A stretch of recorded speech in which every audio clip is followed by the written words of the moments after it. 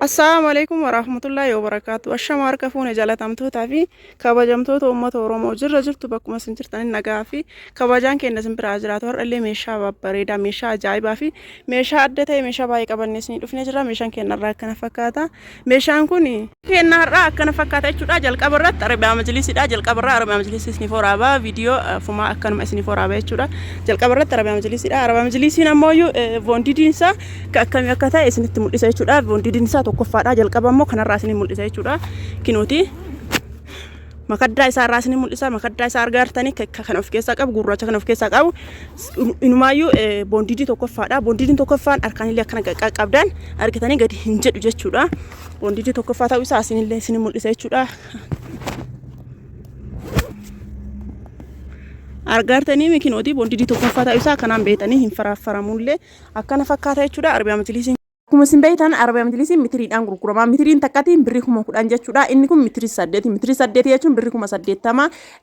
Birrii 80,000 yoo mitiriin isii 8 kun mitiriin 8 kun yoo 8 ta'e teebilii xiqqeessutaniin ofii biratti dalaisiifattan jechuudha. Mitirii 8 yoo ta'e 6 yoo ta'e ofii keessanii biratti dalaisiifattanii 8 ol 19 illee yoo ta'e ofii bira dalasifatanii 10 illee yoo ta'e ofii bira dalasifatanii jechuudha. 11 12 yoo ta'e garuuyyuu waliin isin hojjetama jechuudha. Hisaabni isaa as keessa gala. Inni kun teebilettiin tun birrii 3,000 jechuudha. Kophaa isititti meeshaa Arabiyaa Majlisiin kun mitirii 8 birrii 80,000. Inni tun birrii 3,000 birrii 83 jechuudha.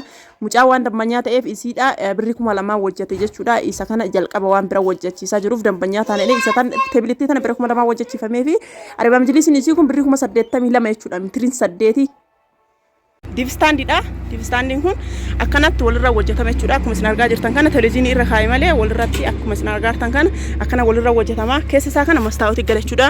Kanarratti illee mastaawutii gala. Mastaawutiin kunoo akkuma isin argaa jirtan kana as bira nu taa'ee jira jechuudha. Keessatti hin galchine baay'ee guddaadha jechuudha. Istaayiliin isaallee baay'ee bareeda. Akkuma isin argaa jirtan kana jira jechuudha. Kinooti kunillee baakkooniidha. Baakkoonii qaba jechuudha. Sadiinuu baakkoonii 3 qaba jechuudha. Tiifstaandii baay'ee bareedudha. Isin ammoo diizaayinii ma barbaadaniin ajajachuu dandeettanii akkana fakkaata. Tiifstaandiin keenyallee maashaallah baay'ee tokko bareeda jechuudha. Barbaadan taanaaniin lakkoofsa bilbilaa kiyyaan na argachuu dandeettanii. Inni kun madardaraan kun mastaawutiidhaani gama gaman akka daraddaramu akkana fakkaata. Wantoota akka geexii hababaa fi akkasuma meeshaa aadaallee barbaadan taanaan as gubbattillee daraddarachuu dandeettan jechuudha. Keessumaayyuu wantoota akka hababaatiif ta'a argaartaniimi. Jala kanallee banaa qaba jechuudha. Televiziyooniin isillee asumaan laalaa fi televiziyoonillee hin qabde jechuudha. Gatiin tiivistaandii kana birrii 18,000 jechuudha. Akkuma isin argartan kana gatiin isaa birrii 18,000. Asumaan televiziyoonillee gamanumaan isin mul'isa. Televiziyoonillee kinuu kana abbaa 32ti.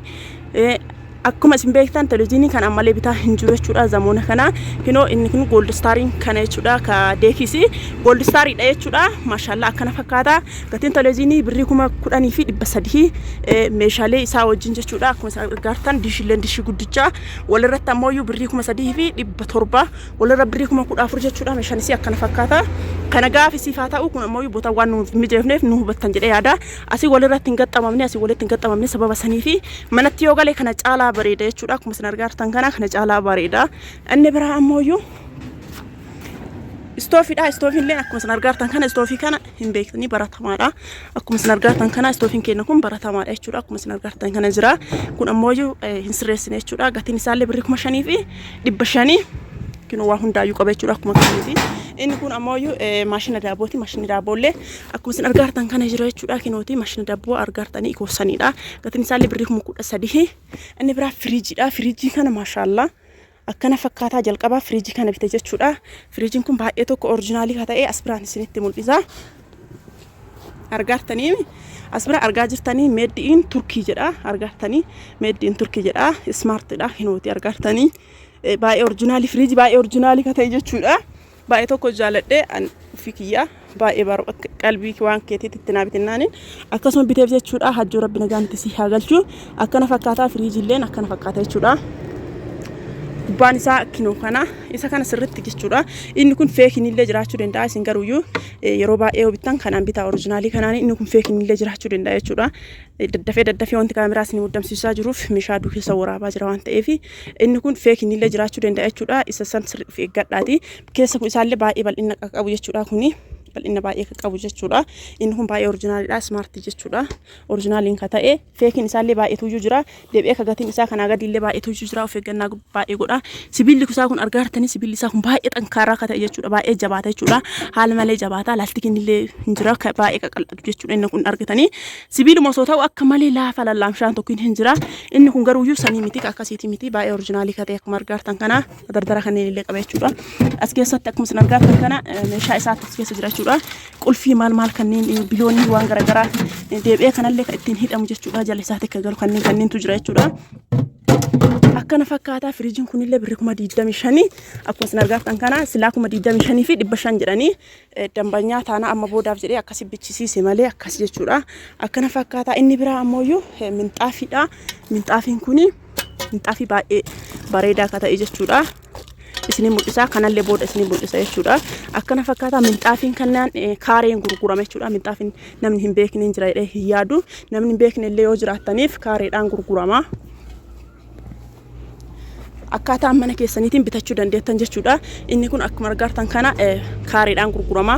Kaareen 2800 fi birrii 50 illee hin jira jechuudha. Inni kun garuuyyuu kaareen isaa birrii 2000 bitame jechuudha. Argaa jirtanii kaaree 24 kaaree 24 birrii 48 bitatte jechuudha. Kaaree 24 jechuun akkaataa mana keessaniitiin mitirii jahaanii garan isaa 4 qajeelli isaa 6 baay'isuu 4 24 ta'a akkasitti jechuudha. Akkasi bitattee isin kaaree 24 kaareen 24 birrii 48 jechuudha. Akkana fakkaata meeshaan kennaarra irrum caalayyuu namatti tolu maggaarrajaadha. Maggaarrajaallee akkanatti isin hin galu. Maggaarrajaan kun ka girgiddaa irratti ka gabarii qabu sanniin jechuudha. Innillee mitiraan ka gurguramu baay'ee bareeda jechuudha. Maggaarrajaan kun akkanatti isin mul'isuuf isin hin bare isinitti baay'eellee hin mul'atu. Viidiyoo isaa waraabee isiniif hojjadhee jira yoo beektan ta'e jechuudha. Ammallee viidiyoo isaa xiqqollee isiniif hojjadhaa irratti akkana fakkaata. Inni kun maggaarrajaan kun mitirii 2 jechuudha. Qumatiin isaa 3 fi gimmaasha jechuudha. 3 fi gimmaasha dalgi isaa ammoo mitirii 2 kunillee adda mitirii 2 jechuudha. Gamanni kunillee adda mitirii 2 walitti 4 jechuudha. Deebi'ee ammoo garaa keessaallee akkasuma qaba jechuudha. Ka garaa keessaallee kophatti jechuudha. Kun ammoo ka gubbarraati jechuudha. Garaa keessaatii kun dura isin mul'isa ammoo ka gubbarraati. Kun ka garaa keessaati. Deebi'ee sibiilli isaa kunniin walumaan hojjetama jechuudha. Walumaan argitanii namoonni Shaashamannee jiraattan baalaamoyaan isaa isin dhufee isiniif hojjeta. Warroonni gara biraa jiraattan ammoo baalaamoyaa yoo isin barbaadattan malee asgasii dhufuu hin danda'u. Meeshaan hadaabbaadha waan ta'eef kuni akkana kunni kanneen walirratti hojjetame jechuudha. Sibiilallee qaba. Sibiilli tokkochi kabarii garaa keessaatii tokkochi ka gubbarraati jechuudha. Gatiin isaallee birrii 10,000 fi 400 jechuudha. Argitanii gatiin isaa 10,000 fi 400 yoo ammoo ka qabattoo 3 barbaadan ka qabattoo 3 hin dabala jechuudha. Kun ammoo abbaa qabattoo 2ti. Qabattoo 2 hin beekni. Gamanatti illee qabattoo tokko qabatama. Gamanatti illee qabattoo tokko qabatama. Jala isaa kabariidha jechuudha. Akkana fakkaata. Garsiin isaa birrii 10,000 fi 400 akkana fakkaata. Inni biraa ammoo burcuqqoo warqaammaadha. Burcuqqoo warqaammaa akkuma isin argitan kana kinoo kana jechuudha. Kubbaayyaa warqaammaa joogii. Gatiin isaa hin beektanii birrii 3,000 jechuudha. Inni biraa tiriidha. Asumaan tiriillee isin mul'isa. Tiriilleen birrii 500. Inni biraa burcuqqoo warqaammaadha. Burcuqqoo warqaammaallee birrii 2,000. Inni biraa ammoo kidaanii kana jechuudha. Giloobaali isaanii giloobaaliidha. Isaanii giloobaalillee birrii 4,000 fi 800 jechuudha. Akkuma isin beektanii. Inni biraa as biratti maashina juusii saachiidha. Maashina juusii saachiin kuni baay'ee oriijinaalii ka ta'e jechuudha. Baay'ee bareedaa ka ta'e gatiin isaallee birrii 4,000 jechuudha. Dabalaa jira akka malee dabalaa jira birrii 4,000 fi 4,000. As biratti ammoo kunniin ammoo ka televiziiniiti diishii ka diishii jechuudha. Gamada diishii minaa as biratti burcuqqoo bishaanii jechuudha. Burcuqqoo bishaanii hin beektanii kam isin beektanii burcuqqoo bishaanii isa kanaan jechuudha. Abbaa roga affeestiin jira jechuudha. Kinoo kanaani gatiin isaa birrii 1,000 fi 200. As biratti illee feermuuziidha. Feermuuzii abbaa 2 jechuudha.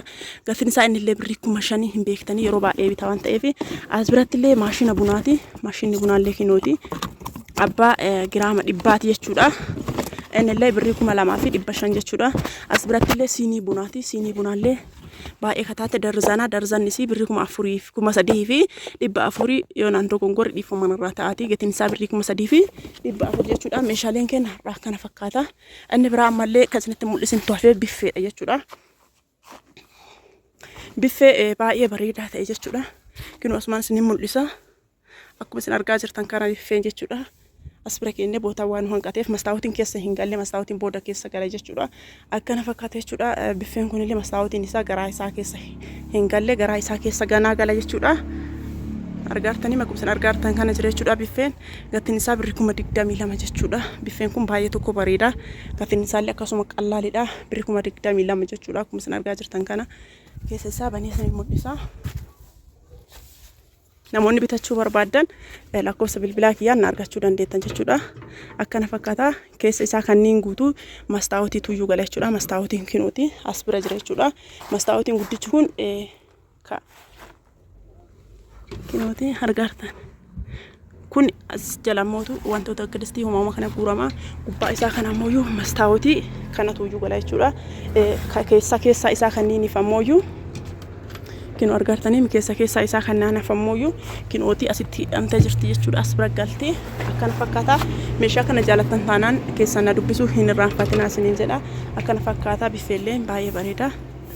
Istaayiliin isaallee baay'ee tokko bareeda jechuudha. Gatiin isaa birrii 22 tokko bareeda jechuudha. Gatiin isaa birrii 22. Walalii kanallee isinitti hin mul'ifne. Walaliin kun baay'ee oriijinaalii bareedaa ta'e ka mitiriin gurgurama jechuudha. Mitiriin isaa birrii 270 jechuudha.